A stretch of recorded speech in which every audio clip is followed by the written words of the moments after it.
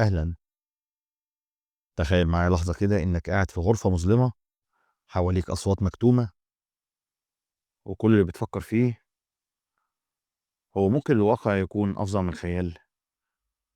ودي مش قصة من فيلم رعب على فكرة، دي قصة حقيقية حصلت في اسكندرية. القصة اللي هزت المجتمع المصري وهي حديث الشارع دلوقتي. دي قصة سفاح المعمورة، قصة فيها طمع وخيانة وقتل بدم بارد. والبطل أو بالأحرى السفاح كان راجل اسمه ناصر الدين، محامي في الخمسينات من عمره، والمفروض يكون رمز للعدل، لكنه اختار يكون قاتل سفاح. وبداية القصة معانا والضحية الأولى فيها بدأت بسعاد، ست عندها 63 سنة، كانت متجوزة من ناصر الدين بعقد عرفي. وسعاد كانت ست بسيطة، لكنها كانت بتمتلك كنز كبير،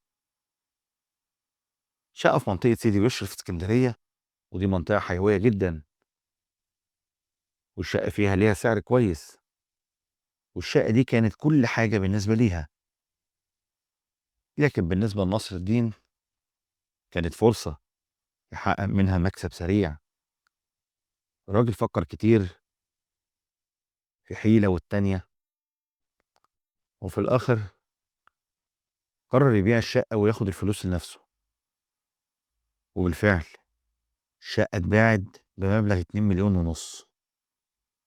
لكن المشكلة الكبيرة حصلت لما سعاد طلبت نصيبها من الفلوس. ناصر الدين قابل الطلب ده بالرفض تماما، قال لها بكل برود: مش هتاخدي ولا مليم من الفلوس دي. الكلمات دي كانت كفيلة تشعل نار الغضب في قلب سعاد. لكن بدل ما تلجأ للقانون عشان تاخد حقها، حصل حاجة محدش كان متوقعها. وفي لحظة من لحظات الطمع والجشع قرر ناصر الدين إنه يتخلص من سعاد للأبد. قتلها بدم بارد داخل شقة متأجرة في منطقة المعمورة. وبعد ما ارتكب الجريمة وقف يتفرج على الجثة وبيفكر ازاي يخفي الجريمة. وهنا بدأ الكابوس الحقيقي. الجثة فضلت محبوسة داخل الشقة لمدة 8 شهور.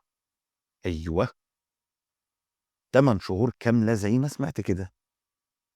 نصر الدين كان لافف الجثة في أكياس كتير، محكم إغلاقها باللزق عشان الريحة ما تتنشرش ولا حد من جيرانه يحس بوجود حاجة غريبة عنده. نيجي للضحية التانية، جريمة متكررة بنفس الوحشية. الشهور عدت والجريمة الأولى بقت سر مدفون. لكن طبعا نصر الدين ما كملش اللي عد كده. الضحية التانية كانت واحدة من موكلاته، ست جات له المكتب عشان تتناقش معاه في تفاصيل قضيتها. لكن للأسف هي ما كانتش عارفة إنها هتبقى الضحية الجاية لنصر الدين. وهو ما ترددش المرة دي كمان وقتلها بنفس الأسلوب الوحشي. لكن هنا واجه مشكلة جديدة. الجثة بدأت تتحلل وتطلع منها ريحة وحشة.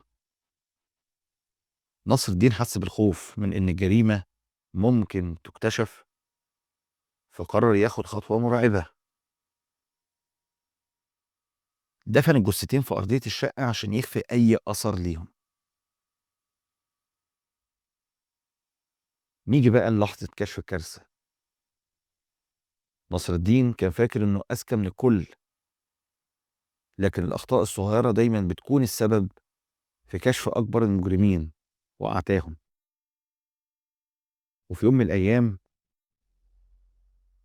نصر الدين كان بيزور واحدة من قرايبه في الشقة أو من معارفه.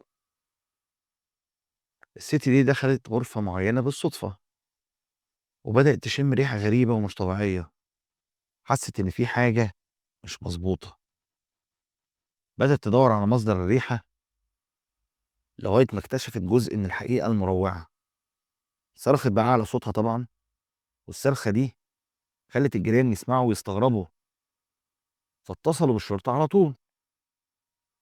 في دقايق الشرطة وصلت المكان، وهنا بدأت رحلة الكشف عن واحدة من أبشع الجرائم في تاريخ اسكندرية.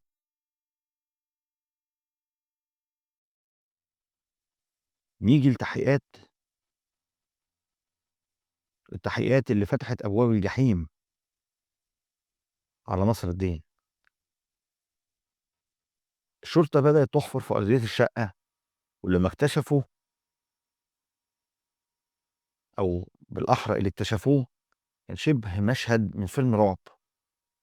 جثث مدفونة وأدلة بتشير إن المجرم محترف.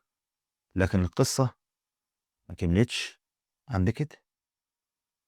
مع استمرار التحقيقات، الشرطة اكتشفت إن نصر الدين عنده 8 شقق متأجرين في أماكن مختلفة، زي القاهرة والبحيرة واسكندرية.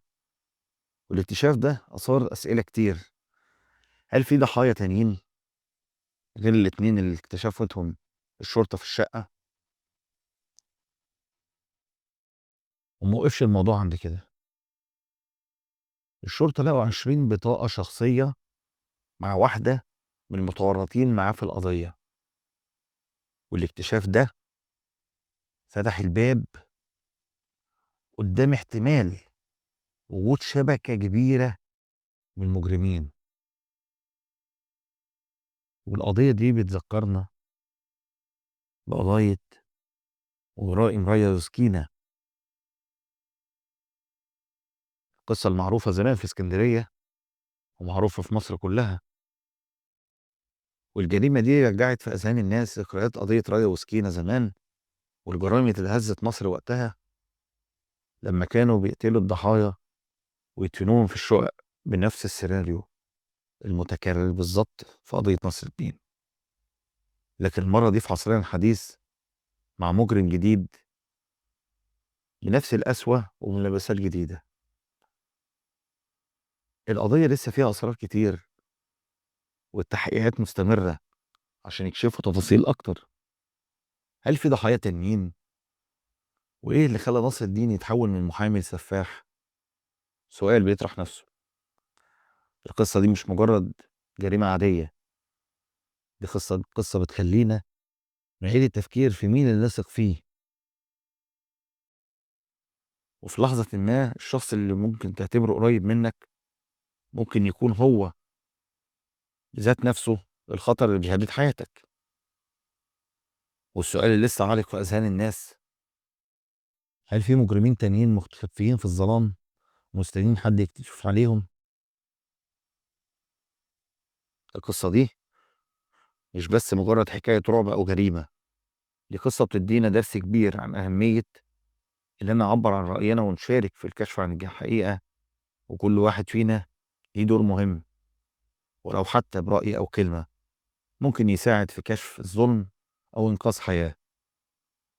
فلو عندك رأي أو تعليق على القصة دي، يا ريت تشاركونا في التعليقات، وعايزين نسمع رأيكم في التعليقات. ولو عجبك المحتوى اشترك في القناة عشان نوصل لأكبر عدد من الناس ونعرفهم بحكايات تهمهم وتحرك ضميرهم. تحياتي ليكم كلكم، ونتقابل في حكاية جديدة مليئة بالإثارة والتشويق.